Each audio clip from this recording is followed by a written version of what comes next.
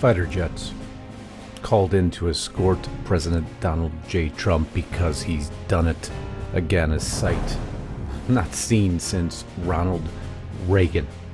Just one day after sealing a massive $600+ billion deal with the Saudis, $142 billion arms deal with Saudi Arabia, we see this scene. The scene didn't stop there though. No, he landed in Qatar and pulled off a $1.2 trillion, that's with a T, economic agreement that's already making history. But it was more than that, wasn't it? It was the show of respect. Not just a record-breaking Boeing order to defense cooperation that reshapes the global chessboard. No, more than that. Respect. Listen here.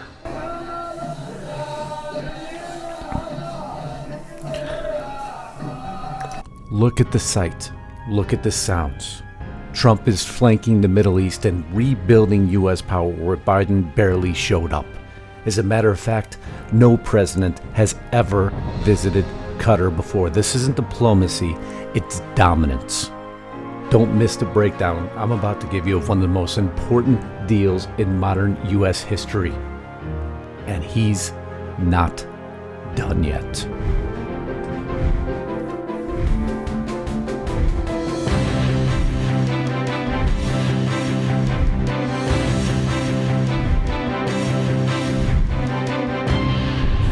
This isn't just epic, it's legendary.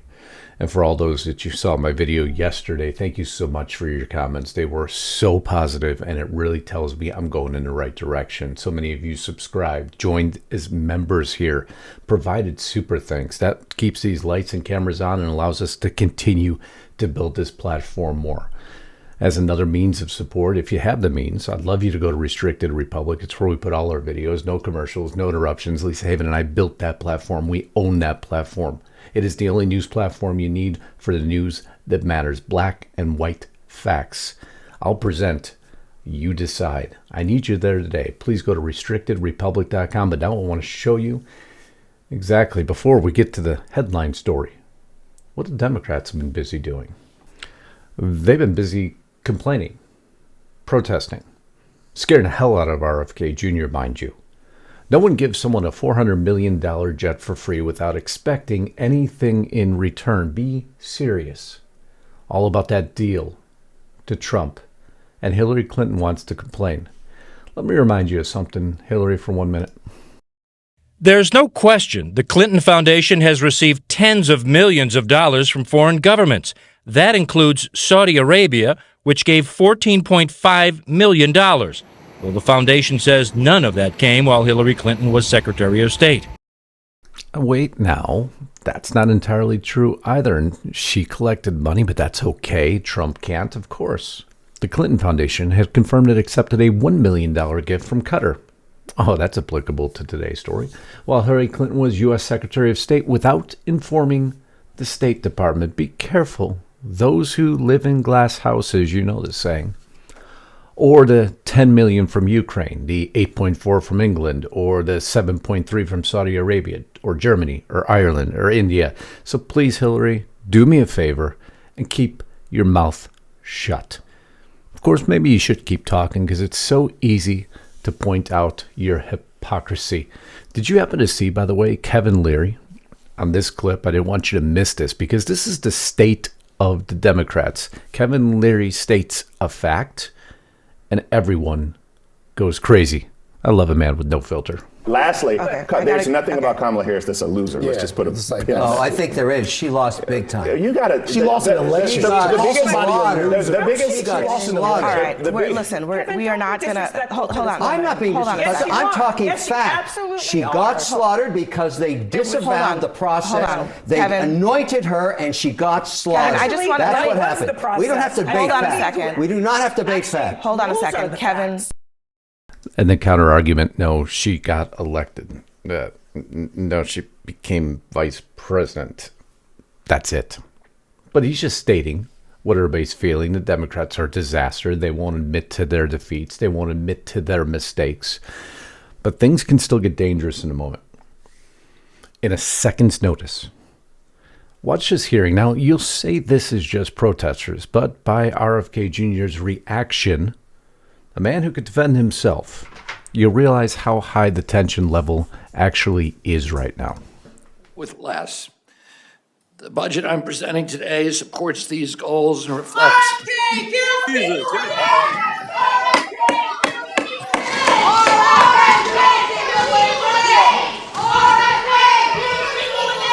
The witness will suspend. The committee will come to order. Capitol Police are asked to remove the individuals from the hearing room. Members of the audience are reminded disruptions will not be tolerated. I want you to keep an eye on the older gentleman there. I don't know if you know who he is. I'm going to tell you who he is in a moment. But first, he has to also be escorted out for shouting in a closed hearing.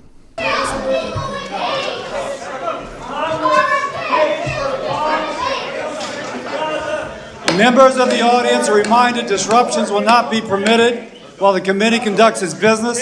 Capitol Police are asked to remove. Let me correct it. It's open some portions of it. It's not a completely closed hearing. But nonetheless, you see him there being violently shoved out of the proceedings, which is rightfully so. Those are not actions that should ever be tolerated. And Capitol Police isn't messing around anymore. But that man was Ben & Jerry's founder, arrested after being dragged out screaming at RFK Jr. hearing. That's how quick things can turn. Why do you think Tulsi Gabbard and the establishment and all the administration is trying to get rid of all the bad eggs? You remember, right? Tulsi Gabbard fires deep state head of National Intelligence Council. Who did she fire exactly? 2 people, to be more particular. Fired top officials leading the National Intelligence Council, whom whistleblowers described as radically opposed to Trump, as they've moved the agency to the Office of Director of National Intelligence, or ODNI, to ensure she can block any politicization of intelligence. I always struggle with that word. Gabbard fired Mike Collins, who was serving as the acting chair of the National Intelligence Council, and his deputy, Marie Rykoff, Tuesday. Senior intelligence officials told Fox News Digital, if you ever question if it was justified or not. One of the men who I despise most, Johnny Brennan. Well, by his reaction, we know she found the very heart of the deep state. This whole thing just makes me livid. It's appalling and outrageous and demonstrates why Tulsi Gabbard never should have been confirmed as Director of National Intelligence. Michael Collins and Marie Langen Rykoff are 2 of the most experienced, accomplished, and talented analysts in the entire U.S. intelligence community. With over 60 years of combined experience, they have worked for successive administrations since the 1990s. When John Brennan hyperventilates, you know Tulsi found 2 in the heart of the deep state. End of story. Great job to Tulsi on that one, and John Brennan just confirmed it. Holy crap, huh? This is only like 24 hours of news. I love this job. But, of course, the Democrats who are going crazy, protesting at ICE detention facilities. And Mike Johnson, who I'm not going to play because, frankly, his voice disturbs me because he does nothing. But he gives 3 disciplinary actions for those Democrats that stormed the New Jersey ICE facility. 1 is you can censure a member. It seems appropriate here.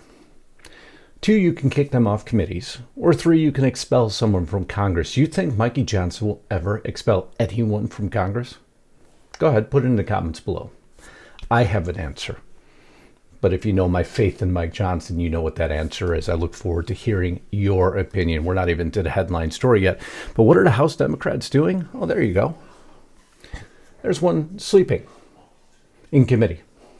Miss Szynkowski, to be more specific. But that was just one yesterday. Here's the other one. Oh, you Dems, you're working really hard now, aren't you? I'm glad you're so interested in the process that we elected you to partake in.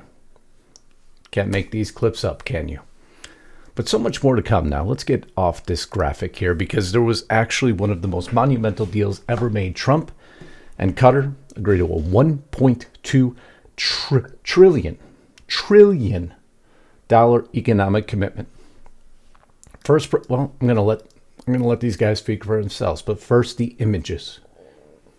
Epic view of Air Force One from an F-15 as Trump lands in Qatar. Our F-15, their fighter jets escorting Trump's plane in. This happened in Saudi Arabia also. That's respect. That's power.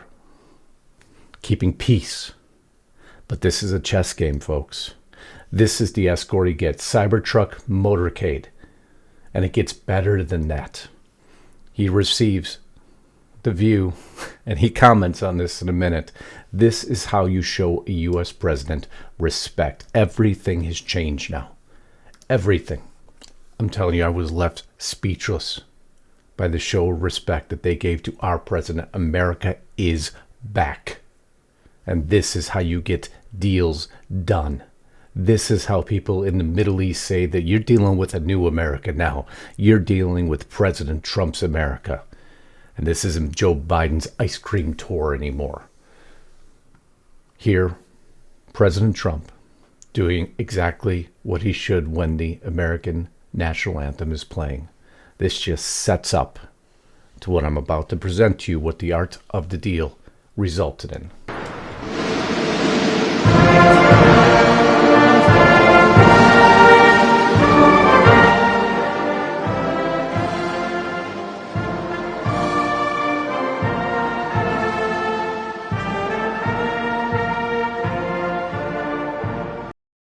Is that one of the most beautiful sounds you've heard? Where it's being played, how it's being received. And here, the Emir of Qatar, talking to the President of the United States. We're extremely honored to have you here. We're very excited, very happy. It's a historic visit.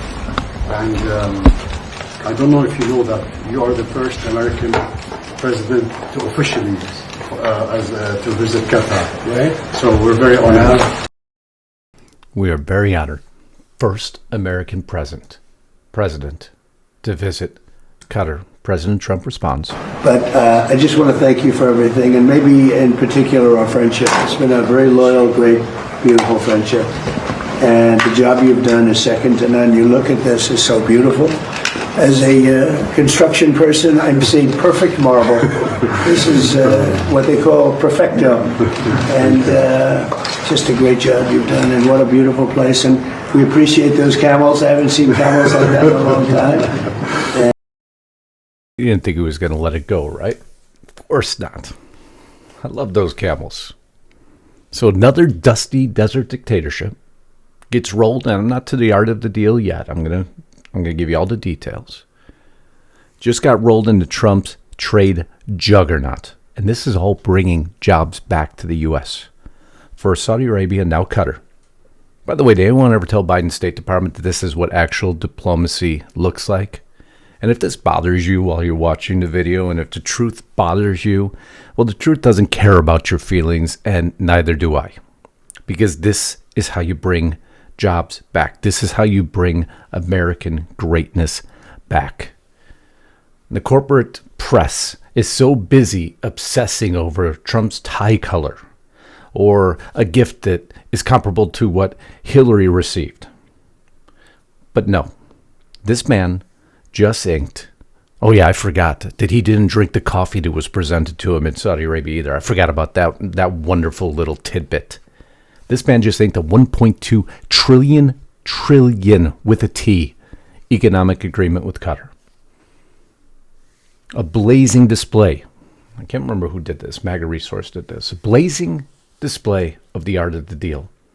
An historic agreement. And what does this agreement exactly include? This is Boeing's largest ever wide-body order and the largest ever 787 order. According to the White House, this historic agreement will support 154,000 U.S. jobs annually, totaling over 1 million jobs during the course of production. Other deals the administration is touting include 30 projects totaling $97 billion that Parsons Corporation has won, and a joint venture between Al Robin Capital and Quantinium, I think that's how you pronounce it, to invest up to $1 billion in state-of-the-art quantum technologies. And folks, I haven't gone deep into this yet, But there's a portion of this you need to understand. A lot of these deals are defense-based. However, another portion of the deal in both Saudi Arabia and Qatar have been AI and quantum computing. Now, there's a big basis to that. He who leads in AI rules the world. A big element of that. Why do you think Elon Musk was there yesterday? Why do you think members of Google were there yesterday? Sam Altman was there yesterday? Because they're all preparing for the AI push. And these three nations now of Qatar, Saudi Arabia, and the United States can start to accelerate that growth curve and surpass China before China takes dominance on AI. I'm going to go in deeper detail, not in these broadcasts because it's going to require a whole deeper dig into this, but nonetheless, wanted to make sure you didn't think I missed what's happening behind the scenes. Besides defense, $1 billion into quantum computing. But now Defense Secretary Pete Hegseth is there also, and a Qatari official signed a statement of intent for defense cooperation between the nations. A side deal for $2 billion for purchasing of, let's just call them, counter-drone capability and drone aircraft. Why do you think we're helping them to defend themselves? Because it helps us to defend ourselves, because this deal will allow us to start rebuilding critical bases in the area so that not only the Qatar and Saudi Arabia are better at defending themselves, but ultimately we can defend ourselves better. These are cooperative agreements. According to White House, country also signed a statement of intent to further strengthen our security partnership, outlining over $38 billion in potential investments, including support for burden sharing at the airbase and future defense capabilities related to air defense and maritime security. And the $142 billion arms deal with Saudi Arabia goes to tell you that Trump has flanked the Middle East now. These are power players.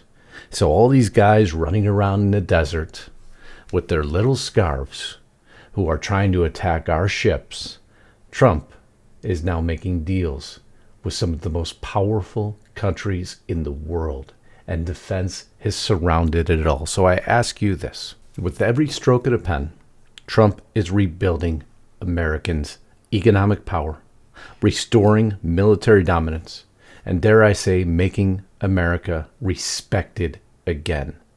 Peace through strength. The Middle East isn't ignoring us anymore. They're not laughing about Biden waddling around. They're lining up to invest in us, which means American jobs.